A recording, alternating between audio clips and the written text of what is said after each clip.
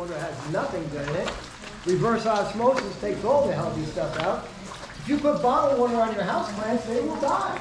Unless you add fertilizer or that sort. If you put natural water on your plants,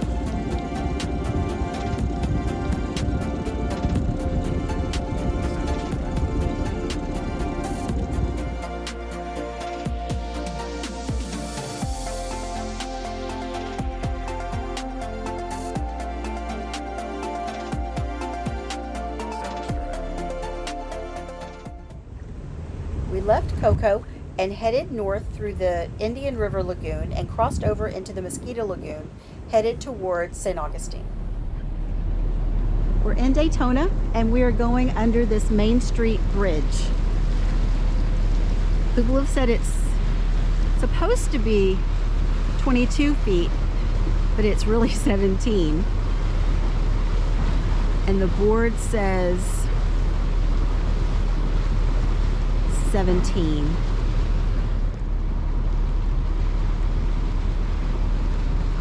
Okay.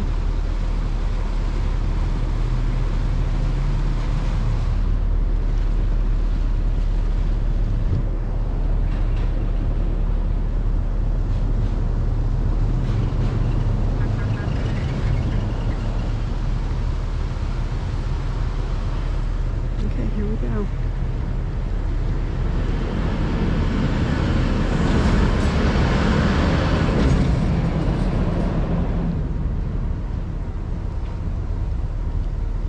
Lots of room.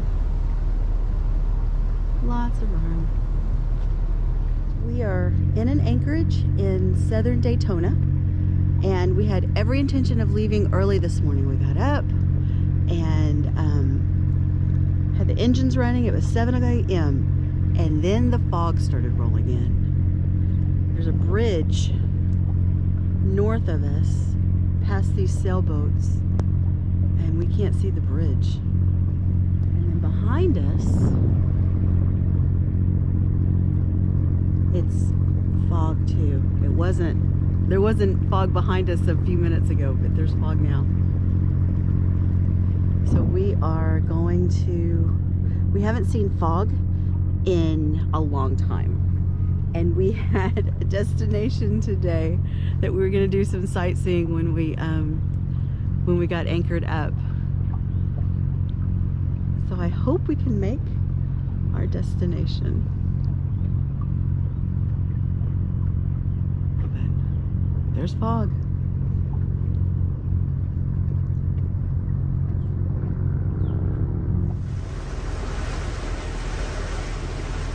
There's a big boat coming at us.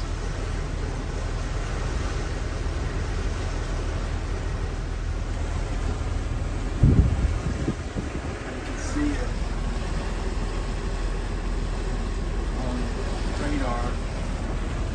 Gonna take off the autopilot and steer over.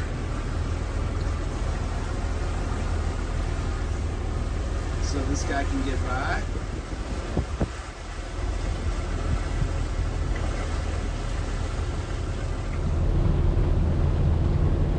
Well, it is 1 o'clock and we have been in and out of fog all day long. There's another fog bank in front of us that we're heading into. There are houses on either side and they are just so pretty. We are south of St. Augustine. We're not going all the way to St. Augustine today. We're going to anchor out tonight.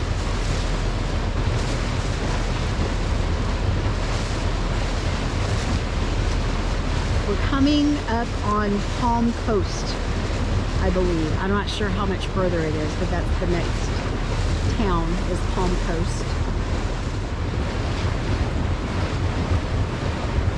Not much fog in front of us. We've had some thick fog banks today. We've had the radar on, off and on. Great day to be on the water.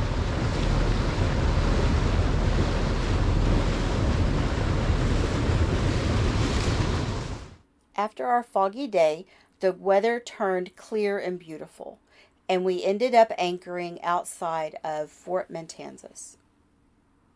And the fort is right here. We are close to the fort, but we can't dinghy to it. You have to go over to the state park and take a ferry back over to where we could have swam, but they were all out of ferry tickets by the time we got here today, so we may do it tomorrow. Who knows?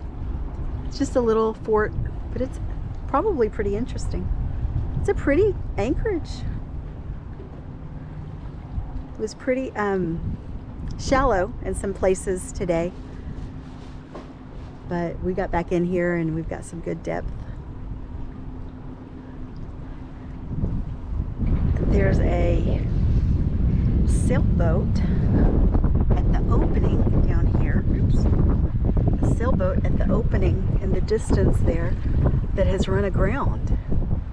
So they're waiting for the tide to come up. But we just now reached low tide. So they may be there for a while. When you look back this way, on the other side of the fort, around the bend there, and to the left is the inlet to the Atlantic Ocean. So the tides come through here pretty quickly. We've got, we should, like I said, we're at low tide now, and the tides are going to shift, and the winds are going to shift also. So we're not really sure what direction we're going to be facing between the winds and the current, or maybe Chris knows and I don't. That very well could be. It's a pretty anchorage. It's big, but like this little tug that's behind us moved from the other side, so I don't know if it was too shallow over there for them. We are just south, I think we're 15 minutes south from St. Augustine. So this was one of the forts that protected, I think, the St. Augustine settlement.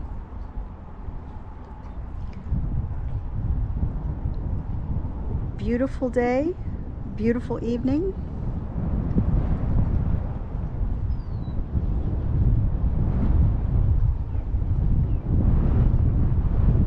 I love being on anchor.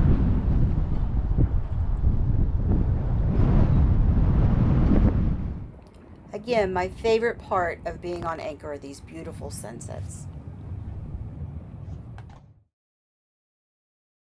We made it to St. Augustine and ended up a mile or so up the San Sebastian River, and we stayed at the River's Edge Marina. We are in St. Augustine, which is the oldest town in Florida, I believe. And we are about to take the trolley tour that has an on and off, hop on, hop off tour to see all the sites in the downtown area, the historic downtown area.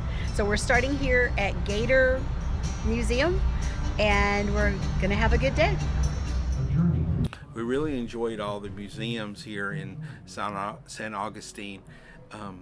The whole downtown is kind of an historic district, and there's little patchwork of museums all over the place, but they all basically focus on the Europeans and the Spanish discovering Florida and naming it and bringing treasure ships wrecking during the hurricanes, or different exploration of the New World. There were a lot of maps, if you like maps, which I do, and a lot of models and recreation. This is an exhibit of the origins of the term cracker, which was the name the Indians gave the Europeans who came and used bullwhips and made a cracking sound as they were herding up the wild cattle. But there was mostly a lot of frontier artifacts and things like that. It was the whole thing was nice. It's very interesting.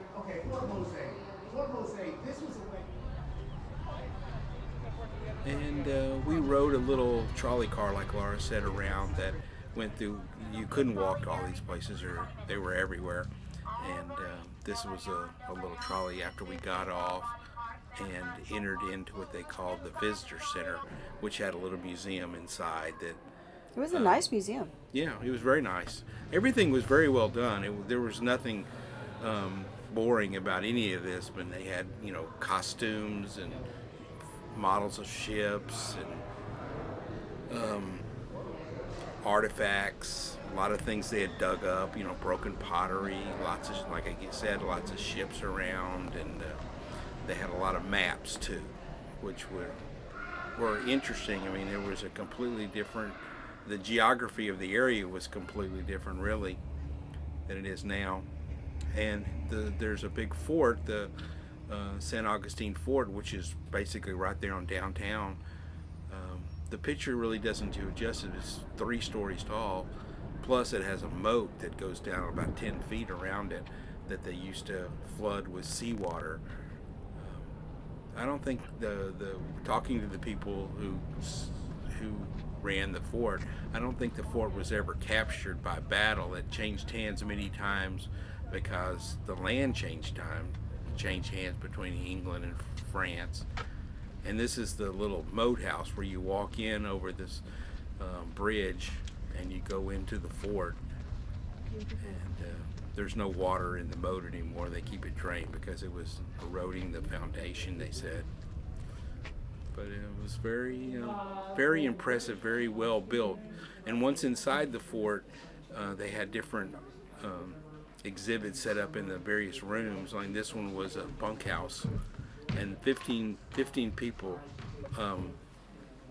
stayed in this room, and they had a table and a fireplace down at the end, and they had a guy dressed in a period costume talking about how the ships would come and go based on what they thought the hurricanes were, but it was day-to-day life with all their pots and pans, and this is the upper deck of the fort that has all the cannons on it, and you can see the water out there. There was water outside the fort, but there wasn't an inlet to the sea. That was put in before World War II. So it was just a bay out there. And the people came into the bay through the fort we saw earlier. That was Fort Matanzas. Yeah. And this is the courtyard inside the fort. It was pretty big. I was surprised how wide this top area was, but Chris said that was for ammunition. Yeah, I mean, if they had it wide enough because they had to keep all their gunpowder and stuff up there to get ready to fire it, you had to have some room. And they had displays of different cannons, and here was a mortar. And this was a street in downtown that what did you say it was? So National Geographic named this one of the top 10 beautiful streets in America. They had all these live oaks growing up, and they were been sort of pruned so that they created a canopy over the street.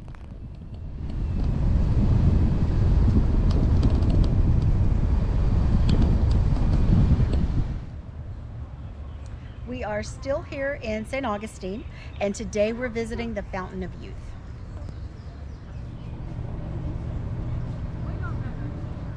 They have a little building over the fountain where Laura waited in line to get her sip of the Fountain of Youth.